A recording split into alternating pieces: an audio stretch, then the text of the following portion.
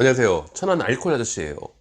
오늘은 금주클리닉 그 형사처벌 문제로 재판을 준비하고 있거나 아니면 그에 준하는 것들이 있을 때 뭔가 좀 사고를 쳤다는 얘기죠. 그랬을 때 금주클리닉 양형 자료가 필요하다고 해가지고 찾아갔는데, 그럼 어떻게 하는 게 정상이냐?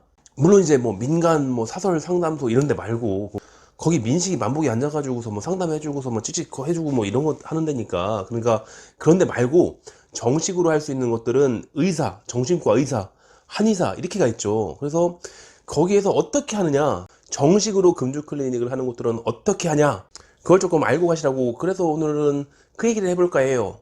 일단 가면은 제일 먼저 하는 건 당연히 진단이에요. 이게 뭐 30분짜리 시청각 자료를 틀어주고서 뭐 보고 있으라고 한 다음에 뭐 꽝꽝 찍어서 뭐 양념자료 이수 끝 이렇게 하는 게 아니라 그런 데 많죠.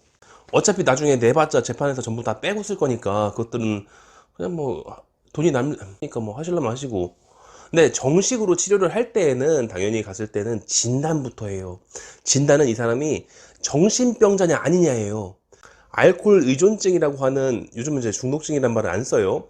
알코올 의존증이라고 하는 정신병이 있느냐, 아니면 그냥 술을 잘못 마시는 것 뿐이냐, 이거를 가르고 시작해야죠.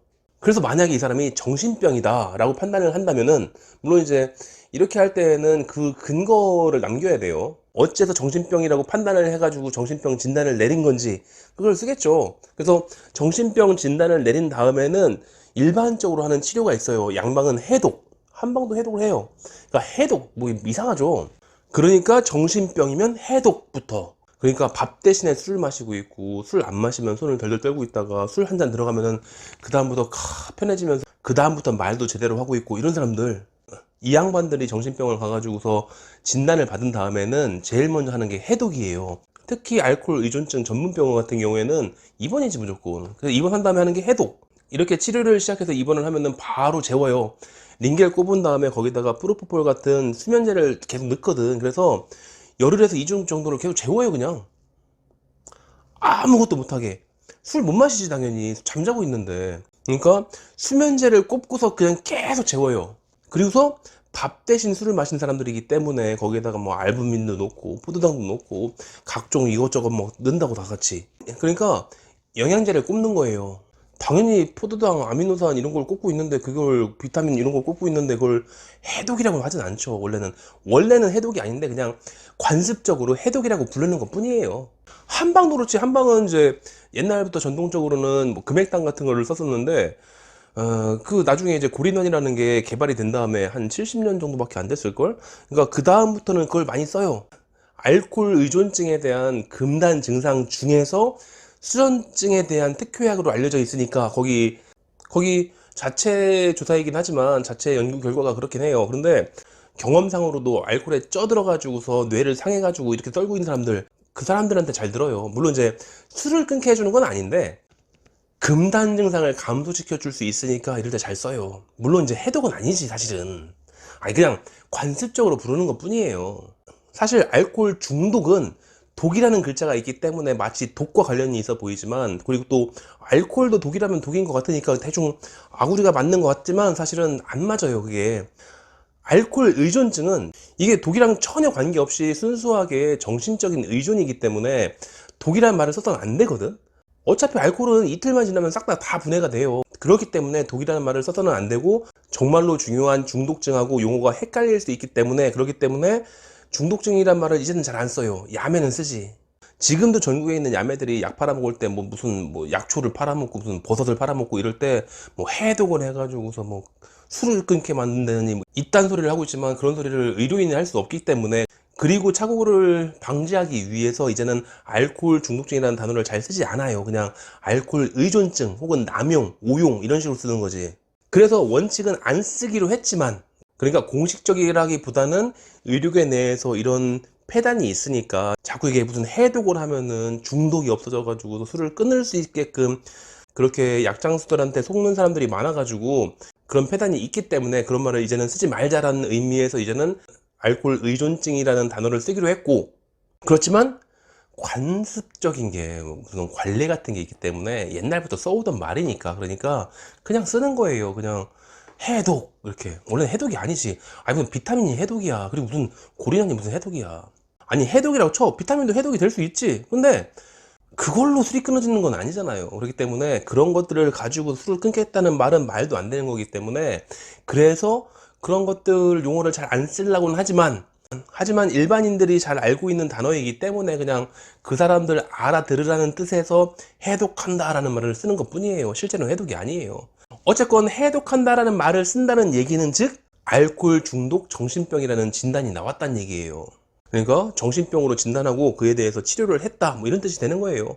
비타민을 먹여도 되고 고리난을 먹여도 되고 어쨌건 이런 것들을 하면은 해독을 한다. 왜냐면 이 사람은 알코올 중독 정신병이고 그에 대한 금단 증상을 이겨내야 되기 때문에, 그렇기 때문에 이런 것들을 처방한다, 이런 의미가 되는 거예요. 지금 본인이 받은 소견서에 뭐 해독이 어쩌고 이런 말이 써 있다는 얘기는 내가 지금 정신병으로 등록이 됐다는 얘기예요. 그냥 나 정신병까지는 아닌 것 같은데, 근데 가가지고 양형자로 이런 얘기 했을 거 아니에요. 그러면은 그렇게 간다고 그냥 정신병이 되는 거지 뭐. 전에도 얘기했지만 제가 저희 한의원 같은 경우에는 이번 연도에 이제 벌써 3월 중순인데 이번 연도에 한 명 있었다니까. 정신병으로 해줄 수 있는 분이 한 분이 있었어요. 정신병 아니지, 되게 정신병인데 어떻게 운전을 해. 그러니까 뭐 되게 이상한 거지 그냥. 딱 생각해봐도 이게 해독을 한다느니 뭐 디톡스를 한다느니 뭐 이래가지고서 술이 끊어지지는 않을 것 같잖아요. 그냥 결국에는 은유적으로 상징적으로 하는 말이에요. 그냥 술로 인해서 몸이 지쳤으니까 그거를 보약을 써주겠다, 보양을 해주겠다, 몸보신을 해주겠다, 이런 뜻이에요. 그렇기 때문에 그 중에서도 정신과는 이제 수면제에 대한 처방 권한이 있기 때문에 수면제 주사를 놓고서 그냥 계속 재우는 거고, 그리고 한방은 그런 권한이 없기 때문에 환자의 의지로 끊으시라고 한 다음에 그 알코올 중독 정신병에 대한 금단 증상을 이겨내는 데 도움이 되기 위한 약들을 준비해 드리는 거고 그럴 거예요. 근데 저희 한의원에서는 지금까지 최근 한 3, 4년간 그 금주 클리닉 양형 자료 때 그런 것들을 처방받은 분이 없어요. 아니 재판에서 그렇게 정신병을 어필해야 되는 경우가 많지 않다니까. 다시 처음으로 돌아와서 의료기관에 가면은 처음에 뭐 한다? 진단을 해가지고 이 사람이 정신병이냐 정신병이 아니냐를 먼저 구분을 하고, 정신병일 때는 그에 대한 합당한 이유를 다 써놔야 다. 사실은 그에 대한 처방만 본다고 할지라도 이 사람이 정신병이라는 걸 알 수 있지만 처방 자체가 정신병 처방이니까, 어쨌건 정신병일 때는 이런 과정을 거쳐서 해독부터 시작하고 양방에서는 일단 재우고 시작하고 이런다고. 그러면 거의 대부분인 정신병이 아닌 경우, 거의 대부분이죠 뭐. 이거는 알아서 치료하는 거예요. 만약에 재판이 걸려있지 않다면은 거기에 대해서 본인의 지금까지의 이제 임상 경험이라든지 아니면 배운 바라든지 이런 것들을 이용해서 하겠고, 저 같은 경우에는 이게 법원에 갈 거기 때문에 법적 근거를 댈 수 있는 것들만 써요. 제가 원하는 치료를 할 수가 없어요. 좀 제가 원하는 치료를 할 수 있는 게 아니라 법적으로 납득할 수 있는 치료를 해야 될 테니까. 의료기관의 진료 차트는 그건 이제 아예 그냥 공개되어 있는 거나 마찬가지예요. 경찰이 갖고 오라면 갖다 줘야 되고 검찰이 갖고 오라면 갖다 줘야 되고 그런다고. 검사보다는 사실은 수사관이거든. 대개는 이제 검사한테 전화를 받은 경우는 한 번도 없는 것 같고 거의 다 수사관이었던 것 같아요. 수사관한테 전화 오면은 그러면은 1분 안에 그 환자의 모든 차트를 전부 다 복사해 가지고서 전부 다 팩스로 보내요.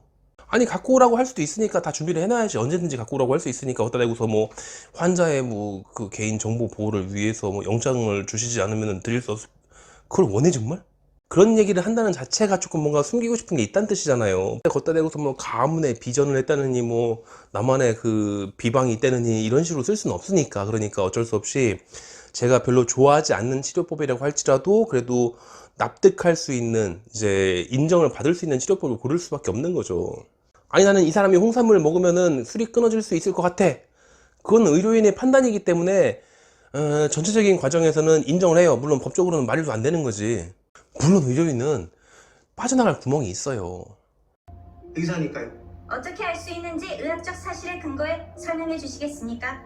뭐 이미 의사로서 의사의 소견을 말했는데 뭐 또 의학적 사실을 근거하라고 그러시면은 뭐 제가 뭘 더 어떻게 해야 될까요? 의료인은 빠져나갈 수 있는데 막상 재판에 걸려있는 분들은 어떡하려고 이거를. 결국에는 뭐 나는 의사고 나는 뭐 상관없으니까 네가 재판을 조지든지 말든지 내가 알게 뭐요. 나는 내 소신껏 치료했어. 그럼 뭐 되는 거긴 한데. 근데 그 사람은 어떡하라고. 또 이제 헷갈려 하시는 분들이 있는데, 이건 좀 이따가 나중에 퇴근하고. 그 금주 클리닉을 좀 급하게 찾다 보면은 그 주변에 지방자치단체에서 운영하는 무료 프로그램 같은 것들이 있을 거예요. 거기 가면은 AA 프로그램이라든지 아니면 자조 모임이라든지 이런 얘기가 써 있을 거예요. 근데 우리나라에서는 일반적으로 자조 모임을 더 많이 해요. AA 모임이라는 것들은 그 단어 자체가 익명의 알코올 의존증 환자들의 모임이에요. 그러니까 그런 용어를 쓰면 안 되지만 일반적으로 알코올 중독자라고 알고 계시는 그분들, 알코올이 아니면은 생활이 안 되는 그분들이 모여서 서로 익명으로 자신의 이름을 대지 않고, 미드에서 봤을 거예요. 미드 같은 데 보면은 이제 사람들 한 16명, 7명 모여가지고 앉은 다음에 삥 둘러 앉아가지고, 아니면은 이제 강당 같은 데에서, 그런 데에서 뭐 나는 뭐 마이클이고, 뭐 나는 또 이제 우리 딸아이가 아픈데도 불구하고 뭐 술을 마셨다느니, 그래서 운전을 할 수 없었다느니, 나는 정말로 술을 끊고 싶다느니, 뭐 그런 것들, 그런 얘기하면서 이제 서로 이제 도와가면서 하는 것들이 그게 AA 모임이고. 근데 보통 우리나라에서는 자조 모임을 더 많이 해요. 특히 알코올 의존증 전문 병원이라고 써있는 그 병원들, 그 왜 전화하면은 가족 중에 좀 술 때문에 문제가 돼 있는 사람들을 잡아가는 그런 병원들이잖아요. 그 병원들이 자조 모임을 해요. 자조 모임이란 말 뜻 그대로 스스로 돕는다고, 자기들끼리 모여가지고서 우리 서로 으쌰으쌰 해가지고서 이런 부분의 문제를 좀 서로 이제 다독여 줍시다, 뭐 이런 것들. 그러니까 꼭 알코올 때문만이 아니라 여러 가지 사람들이 좀 버텨내기 힘든 것들이 있잖아요. 재난 상황이라든지 이런 것들. 그럴 때 하는 게 자조 모임인데, 자조 모임 중에 그 많은 것들 중에 하나가 알코올도 있을 수 있죠. 알코올 의존증에 있는 사람들끼리 모여가지고 서로 이제 으쌰으쌰 해가지고서 우리 한번 술을 끊어봅시다, 뭐 이런 것들. 그러니까 AA 모임이나 자조 모임을 갖다는 얘기는 알코올 의존증 환자란 얘기죠. 옛날 말로 알코올 중독자. 그러니까 지금 마음은 급해가지고 이것저것 급하게 알코올과 관련되어 있는 것들은 전부 다 좀 알아보고 계시겠지만 뭔지는 알고 가야죠. 그러니까 해독이라든지 AA 모임이라든지 자조 모임이라든지 이런 단어가 적혀 있으면 그거는 나를 알코올 의존증이라고 그렇게 얘기하는 거예요. 그런 단어가 들어가는 프로그램을 했다는 얘기는 내가 알코올 의존증 환자라는 뜻이에요. 알코올 중독자. 근데 보통은 알코올 의존증 환자들은 사고를 못 친다니까. 운전도 못하고 성욕도 없고 식욕도 없고 그냥 술만 좋은데 무슨 사고를 치겠어요. 그래서 보통은 잘 맞지 않아요. 물론 가끔 그럴 수도 있지. 가끔 술 먹고 사고 칠 수도 있지. 술 먹고서 방화를 저지른 다음에 그 다음에 이제 나중에 재판에 가가지고서 좀 봐주쇼 이럴 때는 그때 쓸 수 있지. 사실은 그런 분들은 되게 이제 감옥이 아니라 정신병원에 갇혀야 되거든.